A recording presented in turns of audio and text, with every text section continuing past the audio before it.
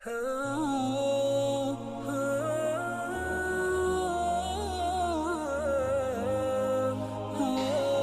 pendengaran kita.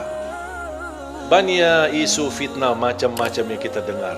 Dari lingkungan, gosip, fitnah. Ada orang membawa berita yang membuat kita sakit hati. Dah usah dengar. Dah usah dengar. Orang mukmin bersikap, kalau berita yang mau didengar itu baik, lanjut. Kalau tidak baik, mohon bilang sama yang membawa berita, diam. Diam loh, saya dah mau dengar. Saya dah mau tahu. Biarpun ada orang membawa fitnah, saya sering didatangi. Ada si kiai ini, si ustaz ini, dia suka mau sebutkan nama antum, menjelekkan antum. Saya bilang diam, saya dah mau tahu. Dan anak ingin kasih tahu supaya kamu berhati-hati. Saya tidak perlu berhati-hati sama manusia. Saya berhati-hati sama Allah supaya jangan kena siksa Allah Subhanahu Wa Taala. Istiqamah beribadah. Saya tidak peduli apa yang diucapkan oleh manusia. Tidak usah pedulikan, tidak usah dengar. Supaya apa? Supaya besok ketemu semua orang dengan hati yang bersih. Tidak ada satupun kita sakit hati sama orang, siapapun dia. Mau dia ustaz, mau dia pejabat, mau dia tetangga, mau dia sahabat. Coba kira-kira perasaan, kita kan manusia. Tidak ada yang bisa menjaminkan hatinya.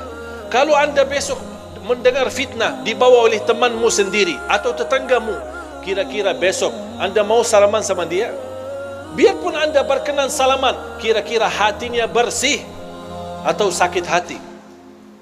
Rasul sallallahu alaihi wasallam sendiri pernah berkata, melarang sahabatnya, jangan ada di antara kalian yang membawa keburukan cerita terhadap sahabatku yang lain, karena saya ingin bertemu dengan sahabatku dengan hati yang bersih.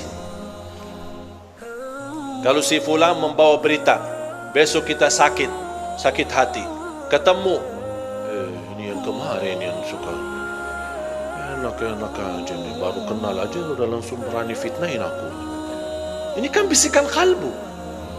Dan itulah salah satu sebab yang terkunci hati kita. Makanya fantas kehilangan khusyuk. Karena ini perasaan, makanya tidak usah peduli. Dan saya belajar, orang yang ikhlas dipuji, dihina sama saja. Saya ulang lagi, mudah-mudahan bisa difikirkan. Orang yang ikhlas dipuji, diangkat, diagungkan, dimuliakan, dihina, dicaci maki, sama saja. Dia tidak peduli. Dia tidak peduli nilai manusia. Dia tidak peduli apa kata manusia. Manusia senang, dia tidak peduli. Manusia tidak senang, apalagi dia tidak peduli. Yang dia pedulikan, Allah senang, Allah suka, Allah ridha, Allah mau, sudah selesai. Kalau kita bisa hidup insya Allah dengan seperti ini, insya Allah kita punya hati nurani, akan baik sama semua orang dan selalu berbaik sangka. Jangan kita selalu bertafsir sendiri. Dua orang duduk di sana, mereka bisik apaan ya? Jangan-jangan aku yang pusing kita. Coba kalau kita berduli apa kata orang, wallahi kita yang pusing, bukan mereka. Coba kalau kita lupakan, kita abaikan. Dan saya nasihatkan, sampai ada seorang ibu berkata, alhamdulillah Ustaz, saya tidak pernah gosip orang, tidak pernah suka ngomong orang, tapi mohon maaf saya suka dengar. Ya sama aja dosanya. Mendengar berita, melihat berita, caci maki, urusan orang, itu dosa semua. Tak usah peduli. Kita punya urusan sendiri. Dan selalu kita hidup dengan baik sangka. Walaupun anda melihat kawanmu yang suka di masjid, tiba-tiba masuk ke tempat maksiat, jangan anda su'uzzan.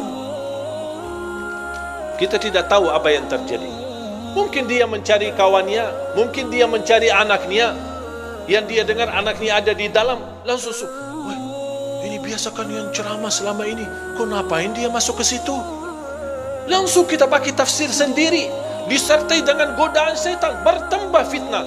Begitu kita dengar berita huwak yang tidak ada asalnya dan tidak ada dasarnya, ya betul, saya kemarin lihat dia masuk ke tempat maksiat, bertambah buruk kita, bertambah beredar fitnah sana sini, dan kita membawa dosanya sampai hari kiamat.